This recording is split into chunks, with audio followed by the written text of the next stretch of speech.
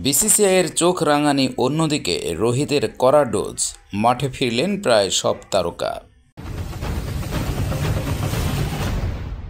বিসিসিআইয়ের চোখ রাঙানিতে কিছুটা গুটিয়ে গিয়েই ঈশান কিষান 22 গজে ফেরার সিদ্ধান্ত নেন। মঙ্গলবার ডিওয়াই পাটিল টি-20 কাপে আরবিআইয়ের হয়ে প্রতিযোগিতামূলক ক্রিকেটে তার বহু প্রতীক্ষিত প্রত্যাবর্তন করেন। তবে সেই প্রত্যাবর্তনও হতাশারই হয়। 11 বলে মাত্র 19 রান করে সাজঘরে ফেরেন ঈশান কিষান। তিনি গত বছরের নভেম্বরে ভারতের হয়ে অস্ট্রেলিয়ার বিরুদ্ধে টি-20 প্রতিযোগিতায় খেলেছিলেন। এরপর থেকে আর কোনো ম্যাচ খেলেননি তিনি। ডিসেম্বর-জানুয়ারিতে ভারত দক্ষিণ আফ্রিকা সফরে গিয়েছিল। সেই সফরের মাঝপথ থেকে ফিরে আসার পর ব্যক্তিগত কারণে লম্বা বিরতিতে রয়েছেন ঈশান কিষান। তিনি তার মুম্বাই ইন্ডিয়ান্সের অধিনায়ক হার্দিক পান্ডিয়ার সঙ্গে বরোদায় অনুশীলন করলেও রঞ্জি ট্রফিতে ঝাড়খণ্ডের হয়ে খেলেননি। তবে শেষ পর্যন্ত ডিওয়াই পাতিল টি-20 কাপে খেলার সিদ্ধান্ত নেন। চোট না থাকা সত্ত্বেও ক্রিকেটে দীর্ঘ অনুপস্থিতির জন্য সমালোচনার মুখে পড়েছেন ঈশান। তাকে রঞ্জি ট্রফি খেলার নির্দেশ দেওয়া হয়েছিল, কিন্তু তিনি তাতে কর্ণপাত করেননি। ভারতীয় ক্রিকেট বোর্ড, বিসিসিআই এবং টিম ইন্ডিয়ার অধিনায়ক রোহিত শর্মা যে কারণে তাকে পরোক্ষ তিরস্কারই করেন। ঋষভ পান্থের চোটের পর থেকে ভারত একাধিক উইকেটরক্ষক বিকল্প নিয়ে কাজ করেছে। ধ্রুব জুরেলের অভিষেকের আগে কেএস ভরতকে ইংল্যান্ডের বিরুদ্ধে সিরিজের শুরুর দিকে খেলানো হয়েছিল, তবে তিনি নজর কাটতে পারেননি। এদিকে বিসিসিআই সচিব জয় শাহের কাছ থেকে আসা সতর্কবার্তা পাওয়ার পরেও ঈশান কিষান, শ্রেয়স আয়ার এবং দীপক চাহারের মতো খেলোয়াড়রা রঞ্জি ট্রফি খেলেননি। এর পরেই জয় শাহের তরফে চিঠি পাঠানো হয়, তাতেও ছিল কড়া বার্তা, কিন্তু কোনো কিছুই গ্রাহ্য করেননি ঈশানরা। সোমবার রাঁচি টেস্ট শেষ হওয়ার পর ঈশান কিষান, শ্রেয়স আয়ারদের সরাসরি নাম না নিলেও ভারত অধিনায়ক রোহিত শর্মা মন্তব্য করেছিলেন, টেস্ট ক্রিকেট খেলার জন্য যার খিদেটাই নেই তাদের দেখে বোঝা যায় তাদের খেলিয়ে লাভটা কী হবে। এসব দিক বিবেচনা করে ঈশান হয়তো মাঠে নেমেছেন। অন্য কারণেও হতে পারে। আইপিএল যেহেতু টি-20 ফরম্যাটে হবে, তাই ডিওয়াই পাটিল টি-20 কাপে নেমে পড়েন ঈশান। অন্যদিকে প্রবল সমালোচনার মুখে পড়ে অবশেষে শ্রেয়স রঞ্জি খেলার সিদ্ধান্ত নিলেন। ফলে সেমিফাইনালে শক্তি বৃদ্ধি মুম্বাইয়ের। ব্যাক স্প্যাজমের কারণে শ্রেয়সের বরোদা ম্যাচ থেকে সরে দাঁড়ানো নিয়ে জলঘোলা কম হয়নি। জানা গিয়েছিল, ন্যাশনাল ক্রিকেট একাডেমির মেডিকেল টিম বোর্ড ও নির্বাচকদের কাছে যে ফিটনেস রিপোর্ট পাঠিয়েছিল তাতে শ্রেয়সের ব্যাক স্প্যাজমের উল্লেখ ছিল না। যদিও পিঠের চোট বারে বারে ভুগিয়েছে শ্রেয়সকে, তাকে অস্ত্রোপচারও করাতে হয়েছিল, কিন্তু একাংশের তরফে অভিযোগ আসে শ্রেয়স সহ অনেকেই আইপিএল পুরোটা খেলার লক্ষ্যে নানাবিধ ছুতোয় লাল বলের ক্রিকেট এড়াচ্ছেন।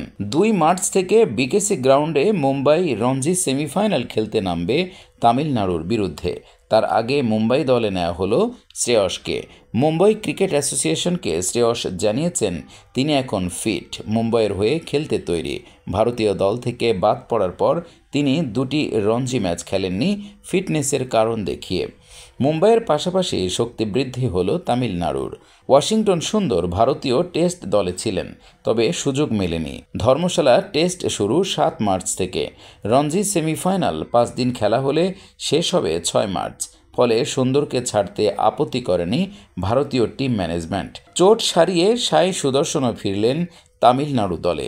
সোমবার হার্দিক পান্ডিয়াও চোটের পর ফের বহু প্রতীক্ষিত প্রত্যাবর্তন করেছিলেন। ভারতীয় অলরাউন্ডার রিলায়েন্সের হয়ে ভারত পেট্রোলিয়াম কর্পোরেশন লিমিটেড বিপিসিএলের বিরুদ্ধে খেলেন, যে ম্যাচে তিনি ব্যাটিং এবং বোলিং করেছেন। হার্দিক 3 ওভার বল করে 22 রান দিয়ে 2টি উইকেট নিয়েছেন এবং তার দল 2 উইকেটেরই জয় পায়। তবে তিনি নিজে 10 নম্বরে ব্যাট করতে নেমেছিলেন। আন্তর্জাতিক টি-20 ক্রিকেটে দ্রুততম সেঞ্চুরির রেকর্ড নামিবিয়ার লফটি ইটনের। আন্তর্জাতিক টি-20 ক্রিকেটে বিস্ফোরক ব্যাটিংয়ের নয়া রেকর্ড। মঙ্গলবার কীর্তিপুরে ত্রিদেশীয় সিরিজের প্রথম ম্যাচে আয়োজক নেপালের বিরুদ্ধে মাত্র 33 বলে সেঞ্চুরি করে আন্তর্জাতিক ক্রিকেটে দ্রুততম শতরানের রেকর্ড গড়লেন নামিবিয়ার জান নিকোল লফটি ইটন।